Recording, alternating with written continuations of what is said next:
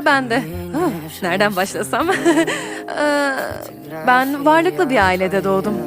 Büyük bir arazimiz vardı. Atlar ve tavuklar vardı. Ve annem biraz derin bir konu. Bir süre emlak işinde çalıştım. Sonra kendimi burada buldum.